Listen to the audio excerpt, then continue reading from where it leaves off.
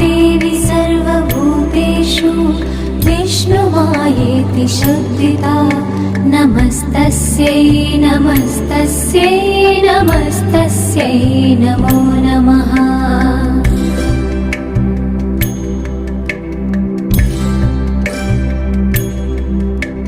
या देवी सर्वभूतेषु चेतनेत्यभिधीयते नमस्तस्यै नमस्तस्यै नमस्तस्यै नमो नमः।